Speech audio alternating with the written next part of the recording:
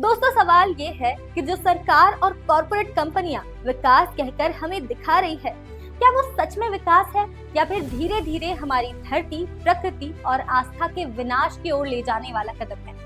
नमस्कार दोस्तों, आप देख रहे हैं बतंगड़ और मैं हूं आपके साथ श्रद्धा पाटीदार। बात हो रही है केदारनाथ रोपवे प्रोजेक्ट की, जिसकी कीमत लगभग 4000 करोड़ बताई जा रही है और जिसे अदानी एंटरप्राइजेस को सौंपा गया है। सरकार और कंपनी का दावा है कि ये प्रोजेक्ट इको फ्रेंडली होगा, हेलीकॉप्टरों की संख्या कम होगी, कार्बन उत्सर्जन घटेगा, यात्रा आसान हो जाएगी और स्थानीय अर्थव्यवस्था को मजबूती भी मिलेगी। सुनने में ये सब बेहद आकर्षक लगता है, लेकिन जब हम गहराई से सोचते हैं तो सामने आती है एक ऐसी सच्चाई जो शायद आने वाले समय में 2013 की त्रासदी से भी बड़ी हो सकती है। 2013 की केदारनाथ आपदा किसी भारतीय के दिल से कभी मिट नहीं सकती। बादल फटने और लगातार बारिश के कारण पूरी घाटी पानी और मलबे में डूब गई थी। हजारों लोग मारे गए थे, हजारों बेघर हो गए थे और आज तक हजारों शव पूरी तरह नहीं मिल पाए हैं।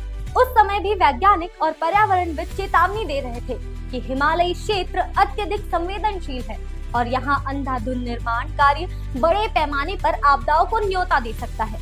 लेकिन इन चेतावनियों से सीखने के बजाय आज फिर उसी जगह पर इतना बड़ा इंफ्रास्ट्रक्चर प्रोजेक्ट लाया जा रहा है। सरकार कहती है कि अभी जहां पैदल सफर में 9 घंटे लगते हैं, वहीं रोपवे से ये यात्रा महज 36 मिनट में पूरी हो जाएगी। लेकिन सवाल ये है कि सुविधा के नाम पर यात्रियों की संख्या कितनी बढ़ेगी और उसका बोझ ये घाटी कितनी देर तक झेल पाएगी। वर्तमान में लगभग 20 लाख यात्री हर साल केदारनाथ जाते हैं। रोपवे बनने के बाद ये संख्या आसानी से 36 लाख तक पहुंच सकती है। रोपवे की कैपेसिटी 1800 लोग प्रति घंटे है, यानी एक दिन में 18000 लोग सीधे घाटी तक जा सकते हैं। इसका मतलब है कि पहले जहां लोग धीरे धीरे कई घंटों की कठिन चढ़ाई के बाद पहुंचते थे, अब हजारों लोग कुछ ही घंटों में पहुंच जाएंगे। इससे घाटी पर सीधा दबाव पड़ेगा। यात्रियों के लिए होटल, लॉज, रेस्टोरेंट और गाड़ियों के लिए पार्किंग की जरूरत होगी। लाखों लोगों के वेस्ट मैनेजमेंट की समस्या खड़ी होगी, जो आज भी पूरे देश में ढंग से नहीं हल हो पाती। अब सवाल यह है कि इतनी नाजुक और संवेदनशील हिमालयी घाटी ये सब कैसे झेलेगी। इस प्रोजेक्ट के लिए हजारों पेड़ काटे जाएंगे, जो न सिर्फ ऑक्सीजन का स्रोत थे, बल्कि पानी को सोख कर रखते थे और बाढ़ जैसी आपदाओं से बचाने में मददगार थे।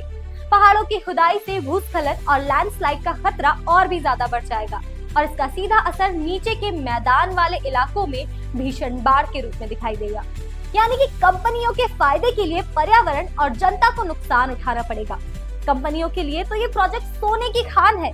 टेंडर मिला, काम हुआ और अगर कल को कोई आपदा आई तो नए प्रोजेक्ट का ठेका भी इन्हीं को मिलेगा। लेकिन असली नुकसान वहां रहने वाले स्थानीय लोगों और आम श्रद्धालुओं का होगा। ये सिर्फ पर्यावरण या अर्थव्यवस्था का मामला नहीं है, बल्कि आस्था का भी सवाल है।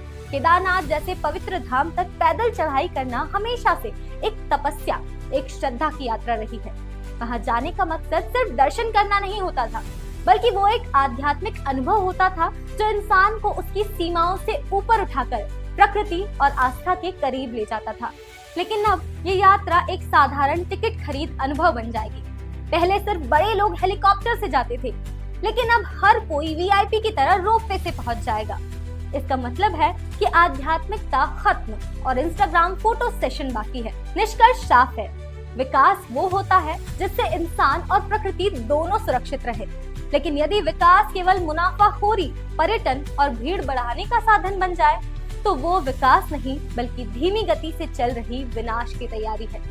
हमें खुद से पूछना होगा कि क्या हम सच में ऐसे प्रोजेक्ट से फायदा उठाएंगे या फिर एक बार फिर 2013 की त्रासदी को दोहराने का जोखिम लेंगे।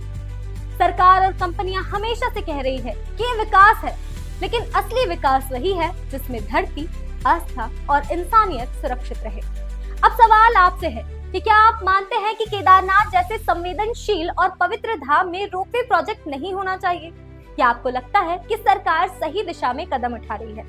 आपकी राय इस बहस को और मजबूती दे सकती है, क्योंकि अगर हमें हिमालय, हमारी संस्कृति और भविष्य को बचाना है, तो हमें ऐसे प्रोजेक्ट्स पर सवाल उठाना ही होगा।